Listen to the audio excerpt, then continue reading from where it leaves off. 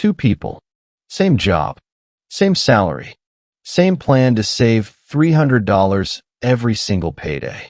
10 years later, one of them has about $22,000. The other has about $55,000, over $30,000 more, from the exact same intention, the exact same income, the exact same plan. The gap isn't a better job. It isn't a bigger paycheck. It's one mistake, made on payday, over and over, without either of them noticing. And here's the part that should really bother you. It's not even a mistake you'd catch by looking at your bank statement. It doesn't show up as a fee. It doesn't show up as a bad purchase.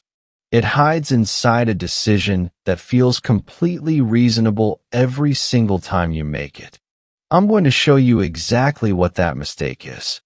I'll prove every number so you can check it yourself instead of taking my word for it.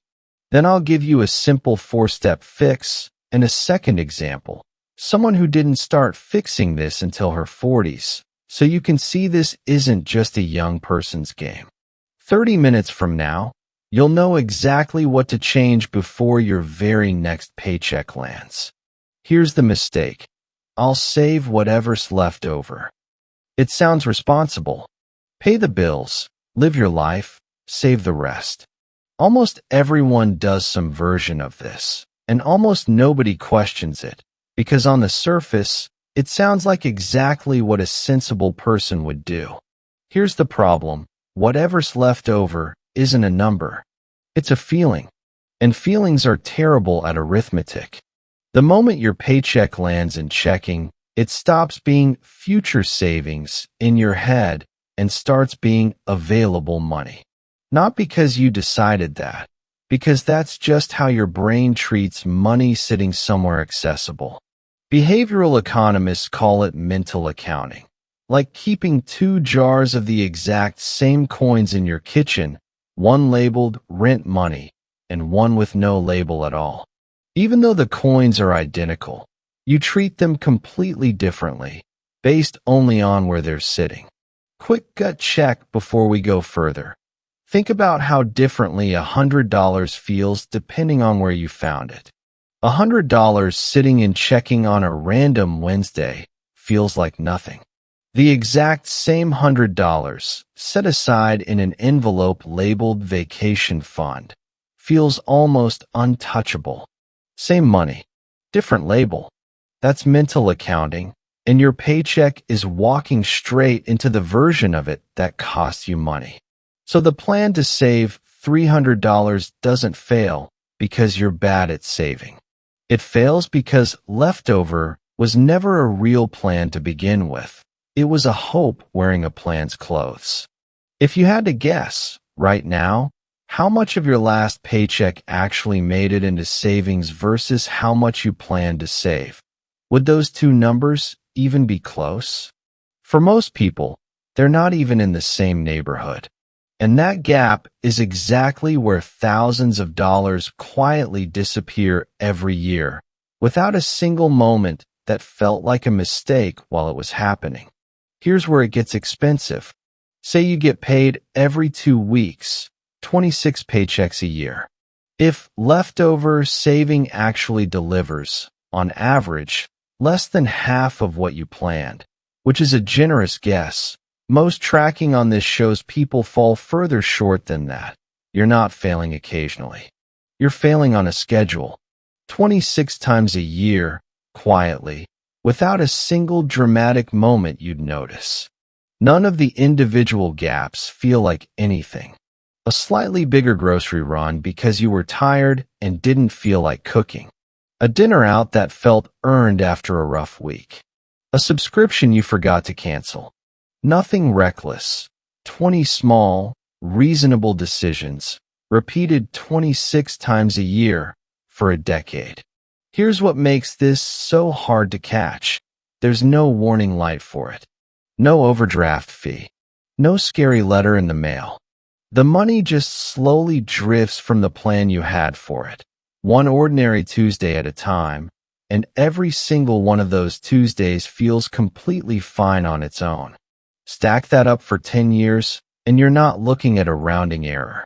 You're looking at tens of thousands of dollars. And here's the part that should really land. This isn't a story about people who don't care about their money. It's a story about people who care a great deal, who genuinely intend to save, and lose the money anyway, because good intentions were never built to survive contact with a bank balance sitting right there in front of them. Let's stop guessing and prove it, with two real people living through the exact same situation. Meet two coworkers. Same company, same salary, same take-home pay, for $1,200 a month. Same plan, on day one. Save $300 every month. Call them Ben and Maya. They sit 2 desks apart. If you looked at their pay stubs, you couldn't tell them apart. Ben's $300 is the leftover kind. On payday, he tells himself the same thing he's told himself for years. Pay the bills, cover the essentials. Whatever's left goes to savings. Some months, that works out to the full $300. Most months, it doesn't. A car repair shows up. A birthday dinner runs pricier than planned. Rent goes up a little, and nobody adjusts anything to compensate.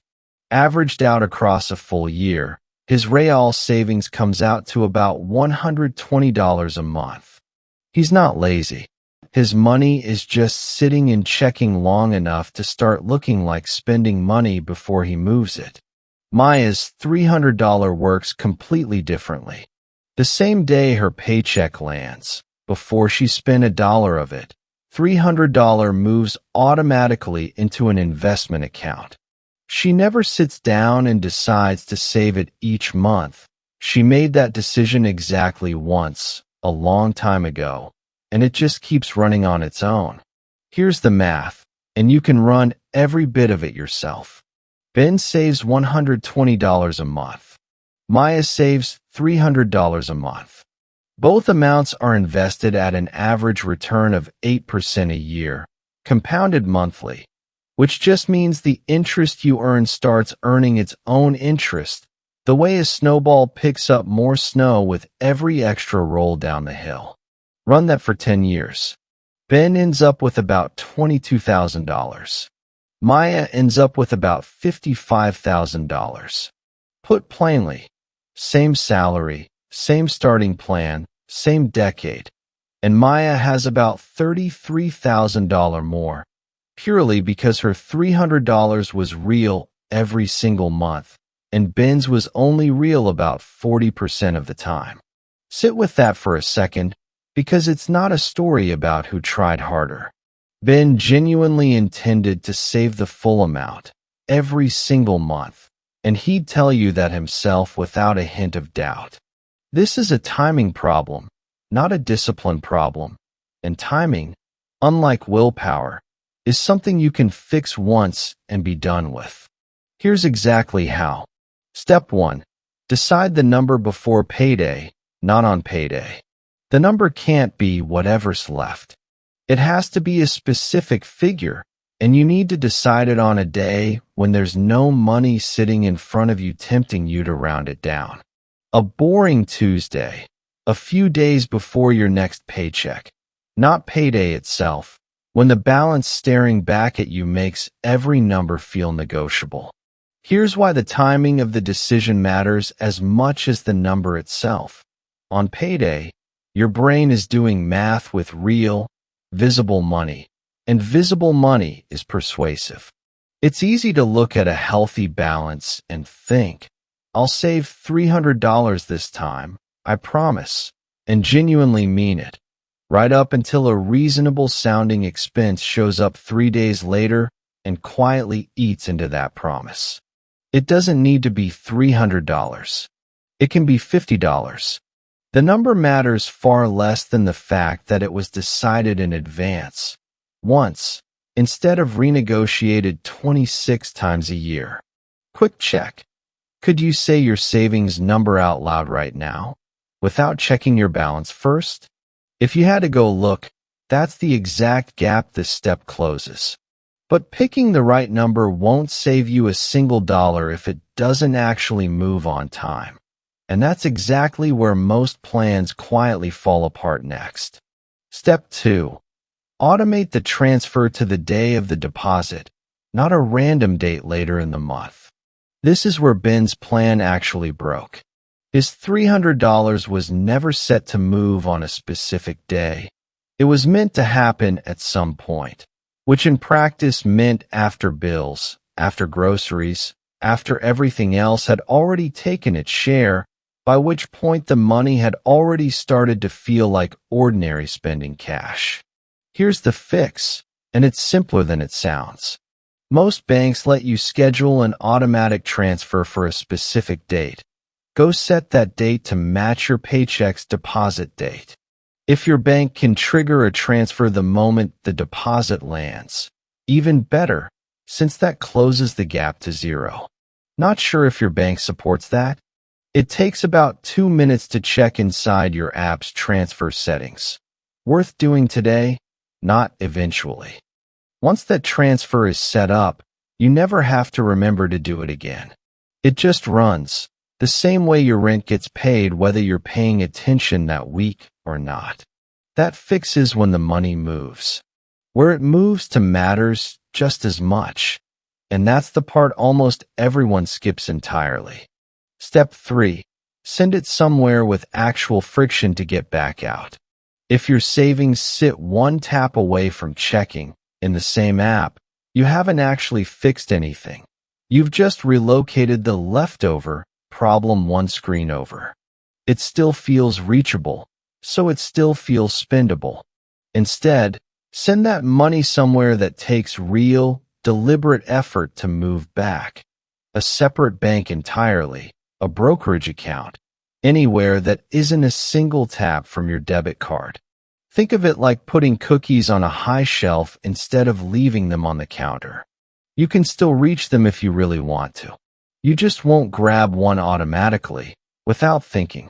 Ask yourself honestly, could you move that money back into checking in under 30 seconds, without even thinking about it? If yes, it isn't far enough away yet. Once your number is set, your timing is fixed, and your money has real distance from temptation, there's one more step. And it's the one that turns a good habit into something much bigger than just a good habit. Step 4. Increase the automated number with every raise before your spending has a chance to catch up to it. This is the step that turns a solid habit into real long-term wealth, and it's the one almost nobody does on purpose. Every time your income goes up, decide in advance what share of that raise goes straight into the automated transfer, before it has a chance to quietly become a nicer apartment or a bigger car payment. Here's what that actually looks like. Say you get a raise of $5,000 a year. Commit half of that in advance, and that's an extra $208 a month going straight into investing. Money you were never living on in the first place, so you never actually feel the loss of it. Your take-home pay still goes up. You still get to enjoy some of the raise. You just decided ahead of time that part of every future increase belongs to your future before it belongs to your present. There's real research behind why deciding this in advance works so much better than deciding in the moment. A program called Save More Tomorrow, built by researchers Richard Thaler and Shlomo Benartzi, found that people were dramatically more willing to commit to saving money from a future raise than to give up money they already had in hand. It makes sense once you think about it. The decision is always easiest before the money feels real yet, before it attaches itself to a lifestyle you'd have to give something up to change. Now here's the number that should actually change how you think about today. Go back to Ben and Maya. Same $120 versus $300 a month. Same 8% average return, but let it run for 20 years instead of 10. Ben ends up with about $71,000. Maya ends up with about $177,000. Here's the takeaway. The 10-year gap of about $33,000 becomes a 20-year gap of about $106,000. More than triple from the exact same $300 a month plan the entire time. The only difference between them, for 2 full decades, was that one of them actually ran on time, every single time, and the other one meant to. That's the whole video in one number. But before we close this out, I want to answer the objection some of you are thinking right now. This is fine for someone in their 20s with 2 decades ahead of them. But what if I'm starting later than that? Let's find out. Meet Angela. She's 45, and for most of her working life, she did exactly what Ben did. Saved whatever was left over, some months more, most months less, without ever really tracking it. By her own account, she'd more or less written off her 40s as too late to really start. A lot of people assume that if they didn't get serious in their 20s, the math just doesn't work anymore. Here's why that assumption is wrong. At 45, Angela set up the exact same 4-step system we just walked through. She picked her number in advance, $300 a month, same as Maya. She automated the transfer to land the same day her paycheck did. She sent it to a separate account with real friction to get it back out. And she committed to raising that number with every future raise, the same way Maya did. The only thing different about Angela's situation is that she's starting 15 years later than Maya did. So let's run the same math, honestly, with a 15-year window instead of 20. $300 a month, invested at the same average 8% annual return, compounded monthly, for 15 years, takes Angela to right around $103,800 by the time she's 60. Compare that to what she would have ended up with sticking to her old habit, saving inconsistently, averaging around $120 a month, the same real-world rate Ben's plan actually delivered. That path gets her to about $41,500 over the same 15 years. So here's the plain version. Even starting at 45, not 25, the same 4-step system is still worth about $62,300 more than the leftover approach over the exact same stretch of time.